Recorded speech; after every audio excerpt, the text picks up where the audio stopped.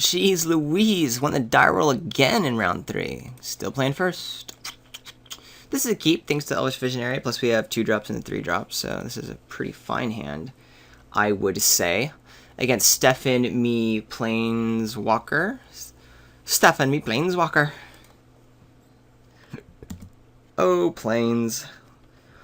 Let's play the plane. Ooh, another white. Another white mage, it would seem. I'm going to go ahead and make sure I hit my land drop next turn. I want to be, instead of the Timberpack Wolf, I definitely want to make sure I get to 3. Ooh, hello. Haven't really had my rares win me any games. Am I lying? I know I had the Kythian out, but I was like pretty far ahead on that game. Didn't do a whole lot. What do I want to do? I think we're just going to play Kythian and Timberpack Wolf. I don't know what my opponent's other color is, but white can't just reach out and kill Kythian, and setting this up for next turn is going to be pretty darn a-okay. Yeah, I like that game plan. My opponent could have another color that just does kill Kythian right there.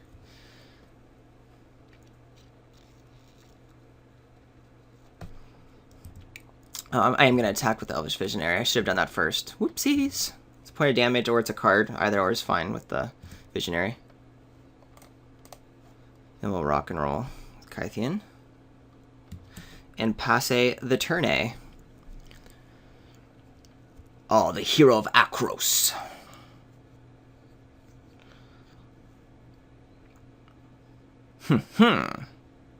Next turn. Okay, opponent is only white, so that's nice. The only thing to pay attention to at that point is Celestial Flare, but I'll be attacking with multiple creatures, so that's fine. I don't mind if Timberpack Wolf or Elvish Visionary take out any of these. I can give Kythian Indestructible, so my attacks are on. Don't have lands. Either Indestructible happens. Sure, there's like a crackback, but that's fine. I can plus Gideon. If I don't have to use Indestructible, I have a nice 3-drop to trade around with. So, let's do that.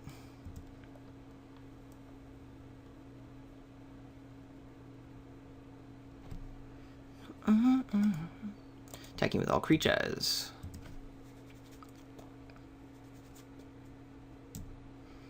Probably just gonna +1 Gideon, untap and make Timberwolf, whomever, indestructible for next turn. That's the current plan.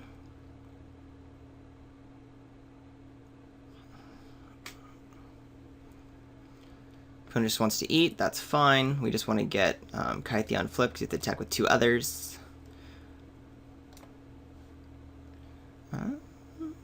I could do an Enshrouding Mist here, but then I can't play another creature. I don't think I care about this Elvish Visionary so much.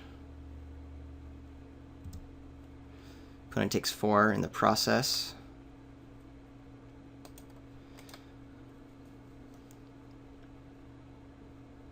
I'm going to go ahead and play Knights of the Pilgrim Road, because I might just end up also plussing Gideon to make sure the guy attacks in.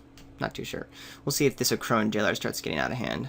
We can also just force my opponent to start attacking through. Don't really see that being the case, but never know.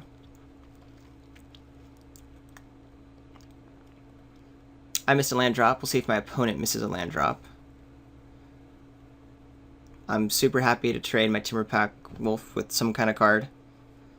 Combat Trick. Opponent would have to have like Mighty Leap here, but my opponent does not. Maybe my opponent missed that the Indestructible lasts through next turn. Oh, it's a Celestial Flare. That's fine. Again, I'm happy for that trade. Get a removal spell out of hand. I get to attack in with the Knight next turn, and then also untap, give it Indestructible.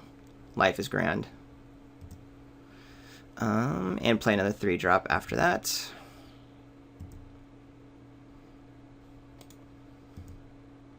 I'm not going to attack with Gideon because I do want to keep Gideon alive. I love being able to have a bunch of defense up while I get to eat cards. Oh, Enshrouding Mist.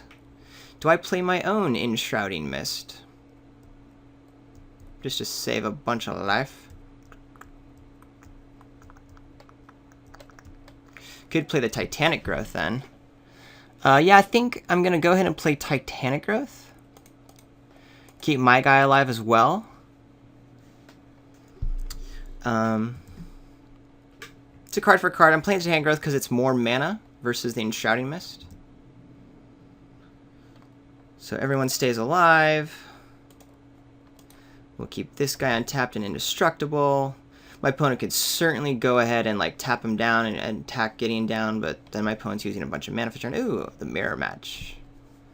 I still have Enshrouding Mist to protect my guy. Need to start drawing some lands. Next land, though, I get the land where Empath down, and then I can, you know, set up more land draws and hopefully get another creature out of the deal. That's the idea, at least.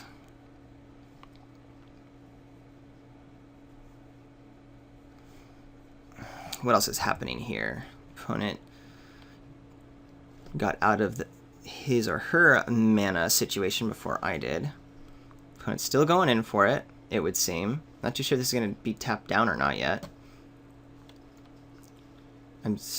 Yeah, so my opponent is going to tap down. Use the turn to whittle Gideon a little bit. I'm very okay with that. My opponent, I'm not renowned, so I can't use the Enshrouding Mist to untap and trade, which is okay. Land? Nice. So let's go ahead.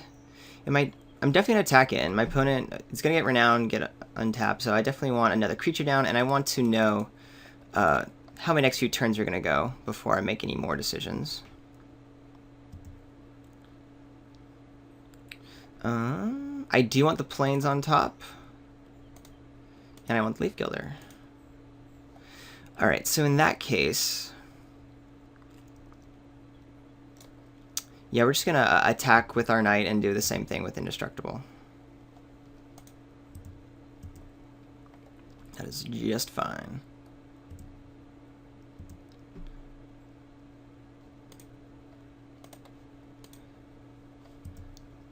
Cool beans. 2 blockers. Opponent can tap down this Knight, then they trade if that's the case. And again, using all the manas in the world for that is fine by me.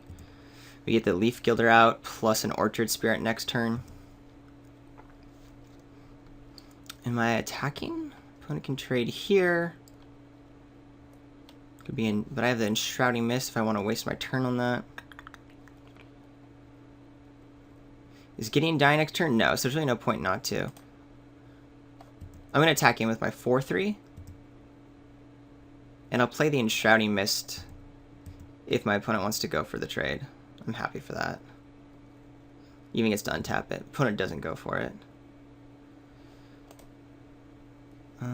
This guy's only going to do 1 if it attacks Gideon, so that's okay. I am leaving myself open here by tapping out, but I want to. I want to develop my board. Versus like keeping Enshrouding Mist available.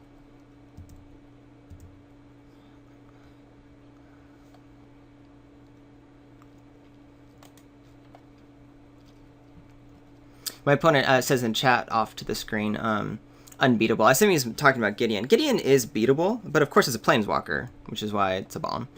But these Planeswalkers in this set aren't quite as insane as past Planeswalkers. Still, I'm not trying to negate the fact that my opponent's like really having a hard time getting through a Planeswalker, especially with good cards but very average cards. Attacking me or Gideon? I wasn't paying attention. It's being attacked. Yeah, me. So it looks like my opponent wants to make sure the renown goes down instead of just like tick 1 off of Gideon, which wouldn't be super productive.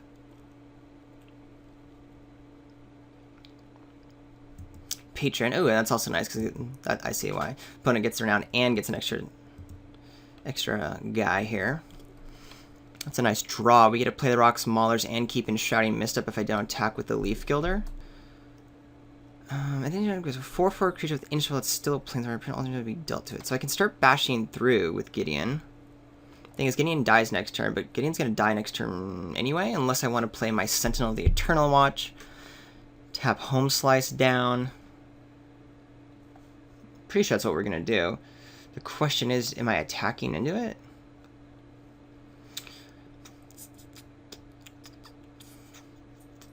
I think we attack with Gideon and the Knight. They have to be blocked. because that's lethal. I can do Enshrouding Mist, or not, depending on how the blocks go down.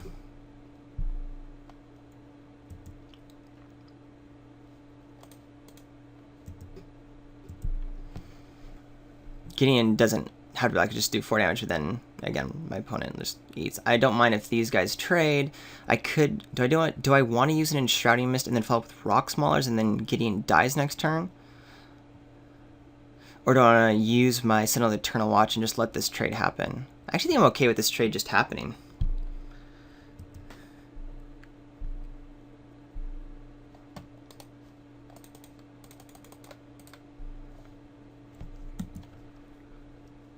Sentinel going down.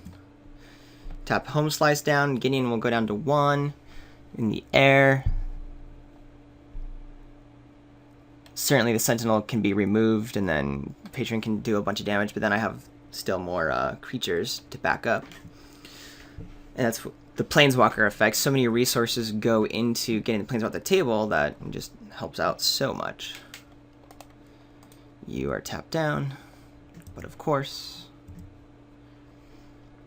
I have a lethal creature that needs to be blocked, plus an Enshrouding Mist for backup, so that's pretty nice. My opponent could go ahead and tap down one of my dudes. I'm going to go ahead and create 2 lethal creatures and attack with both. Question is, do I attack with the Leaf Gilder or not?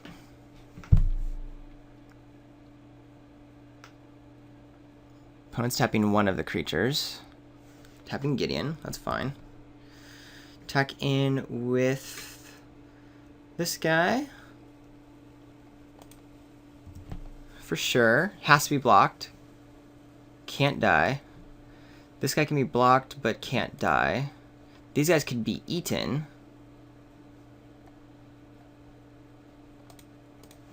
Yeah, we're definitely attacking in. My opponent's at so low life. This just gets us there with being tapped out. Cool beans. Yay, so I was complaining at the beginning of this match that our powerful rares haven't won us a game yet. Now it did. Took a little work, a little bit of thought. It's not just a slam, hey, you win. But it basically was. There's no way. My opponent, even with a nice deck. I don't know about the Crow and Jailer, but the rest of the cards are super solid. Gotta remember the Celestial Flare and Shining Mist. Very aware of it. Our flyers, thus Aerial Volley, is a thing. But we only saw that one flyer, and then it gets out of Aerial Volley range pretty quickly, so I actually don't think I'm going to bring it in. Yeah, I'm going to keep it the same way. Try to survive on just the power level of the rares. 1, 2, 3. It's a keep. We have a 3-drop and a 4-drop combat trick, and then eventually the Celestial Flare will get online. Not really how I want to think about Celestial Flares, with then eventually will get online, but such is life. Ooh. Okay. Best draw on the deck right now, after drawing a... This I think is even better than Gideon. Is a Plains. I need a Plains so bad.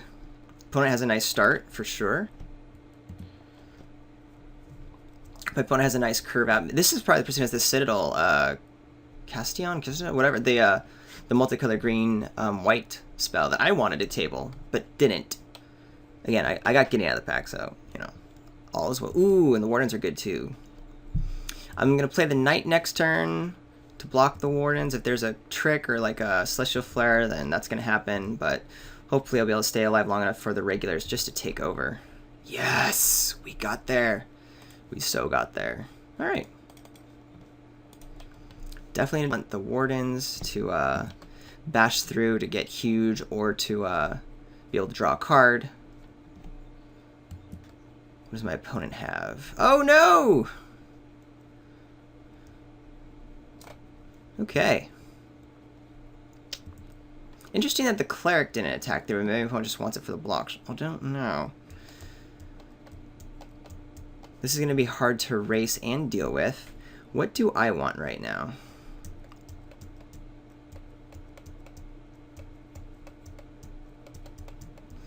I would love to be able to Celestial Flare the Wardens, but my opponent's probably just going to see that from a mile away. I could keep Titanic Growth up and the Flare. Titanic Growth to eat the Cleric. In fact, maybe that's what I do, because my opponent is representing the combat tricks. it could be that my opponent wants to block and use an Shrouding Mist, and we just trade our combat tricks, and all I have is Celestial Flare, but then my opponent attacks with a Cleric. Could be I just need to develop my board. I'm just worried about this 4-6 getting out of hand.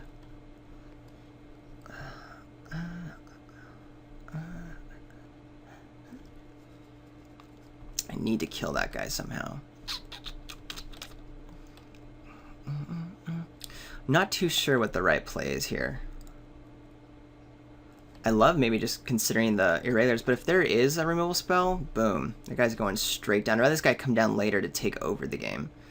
I'm going to be using all my mana for a while, so I'm not going to be using its tap ability quite yet. I think we just play the Alpha so I can attack in. I need to develop the board out.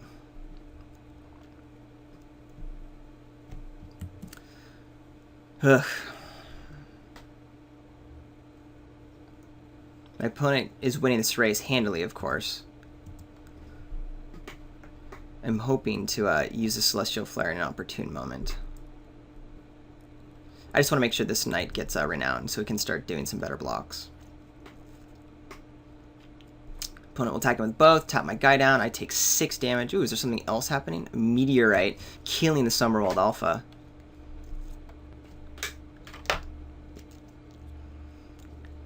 Putting me so far behind.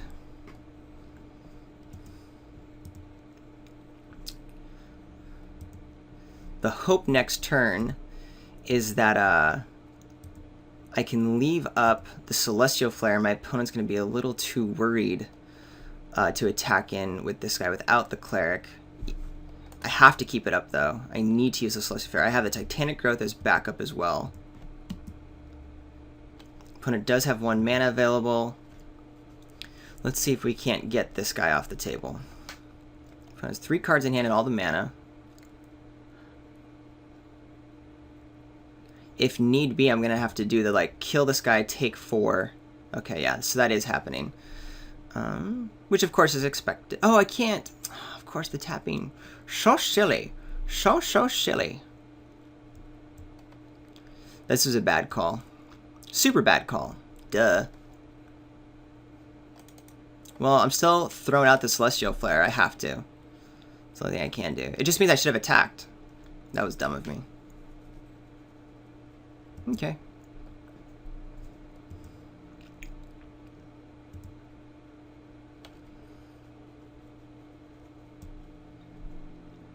I can do 10 damage to my opponent. Don't think it's going to be enough, but it's a thing. And with 3 life gain, ouch. Yeah, I played that poorly. I was not thinking that through properly. For some reason, I was thinking I could actually block the knight, forgetting the grass tap things down, even though I saw it like 5 times. Alright, let's go 1, 2, 3, 4 for the empath. Try to get our defense online. Enshrouding Mist I do really like, and I think I do want to draw it. We want more tricks. So we're going to put that on top for the next draw. We're going to draw our Orchard Spirit, play our Island, have our 2 combat tricks up, and try to stabilize. Ideally with a Titanic Growth to kill this guy.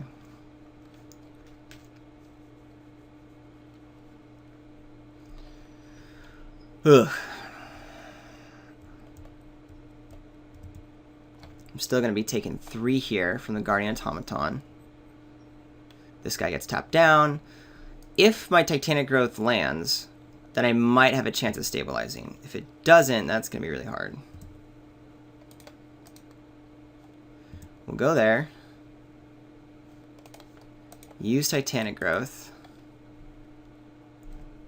Opponent probably has a Shrouding Mist of his or her own, or like a Celestial Flare. There's plenty of... Nope, didn't have it. Alright, opponent ran out of gas. There's some hope. War Oracle. We've got 2 lethal creatures on the battlefield. I can play the Orchard Spirit, as well as both of my combat tricks. The question is, do I attack in signaling I have the Enshrouding Mist? No, I don't want to signal it.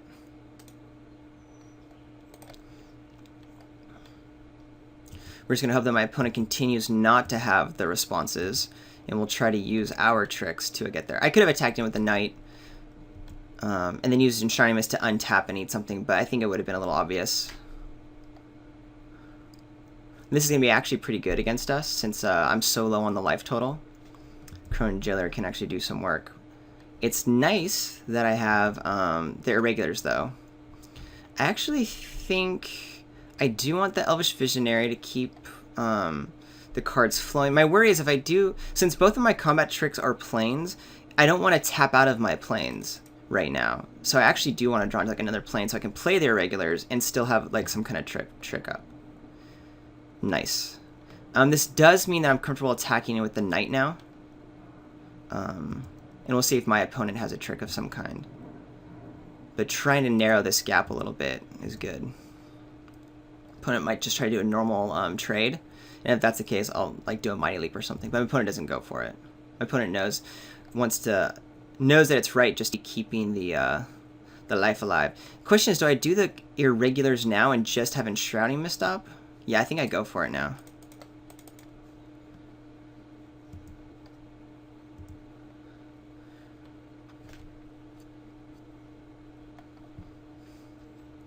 My opponent just text in chat, OMG, I hadn't seen this guy yet. It's like, oh gosh, it is a powerful rare. Let's see if it steals me the game again. Not this one, but my powerful rares. What's my opponent going to do now? Are you tapping down, attacking? No. My opponent is scared. My opponent is officially scared. That's good. Great, and more mana. So, opponent has one card in hand. I can play my planes and start tapping things down. Let's see what my opponent does. I think I'm going to play it conservatively with their irregulars. Just start attacking in with my 4-3. I'm cool with that.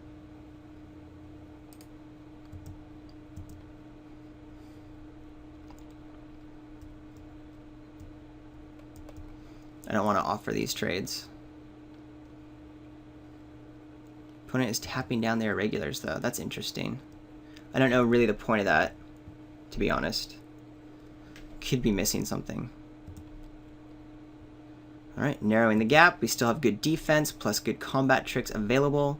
I'm going to tap down the War Oracle at the beginning of combat on my opponent's turn.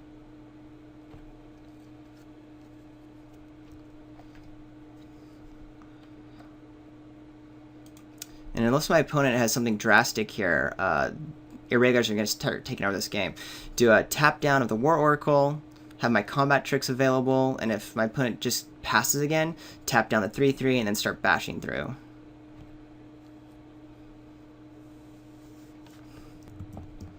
Alright, let's do this. You are tapped down.